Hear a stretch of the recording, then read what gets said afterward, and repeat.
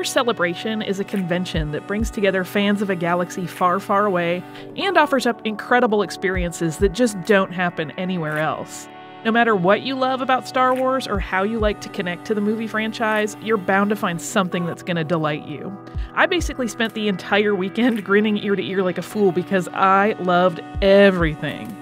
For the car lovers, the custom vehicles on display made for some truly drool-worthy moments. Who wouldn't want to cruise to work in a Mandalorian-themed ride or pull up to a PTA meeting with some serious Sith street cred? One of the most popular areas of the show floor, without question, was the Battlefront Pavilion. People have been waiting for a new installment to this popular video game series for years. EA was showing gameplay footage and offering attendees the chance to get in on some movie magic, and the line, as a consequence, went on for hours and hours. The sheer volume of Star Wars Lego sculptures would impress anyone that was going to Celebration. I was totally wowed by all of the amazing large-scale creations, but I have to admit that I also just wanted to play with some Legos myself. One of my absolute favorite things from the weekend was all of the full-size set pieces that were literally everywhere. There was a massive and beautiful Mos Eisley Cantina set that served as a base of operations for interviews with Lucasfilm's bigwigs, but there were also loads of other really gorgeous fan-made sets and props in almost any direction you looked. From the Endor bunker to a seat next to Jabba the Hutt, there were photo ops plenty. One awesome photo op that benefited others was a visit with Roxy the Rancor. The fantastic builders behind Roxy have basically made her a charity ambassador. So fans can make a donation and get their picture taken with her, and all of those proceeds go to Force for Change for UNICEF. So she may look dangerous, but this Rancor is all heart.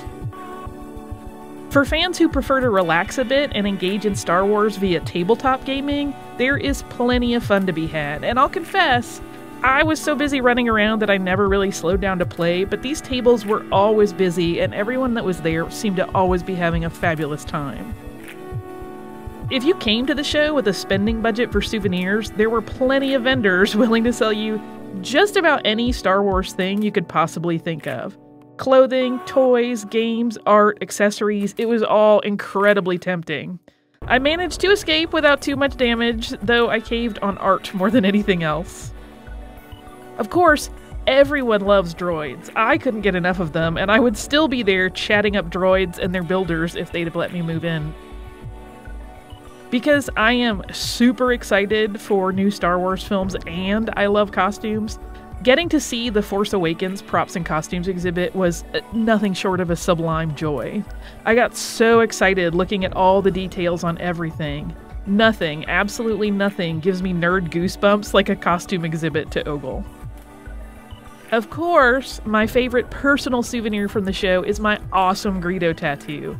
It is always going to remind me of one of the best weekends of my life, and getting to see so many incredibly skilled artists at work in the tattoo pavilion was nothing short of awe-inspiring. It was beautiful no matter who was doing the work.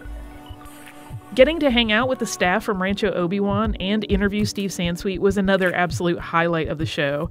All of the incredibly creative pieces that were on display in their booth were fan-made, and they were so inspiring. The creativity that Star Wars brings out in fans is absolutely mind-blowing and so exciting, and I just love it.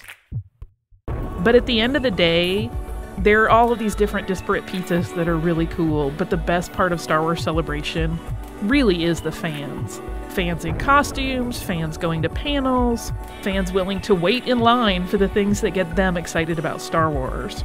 There is just a natural camaraderie at events like this and a sense of friendship, even among strangers, that makes the whole event a really incredible community experience.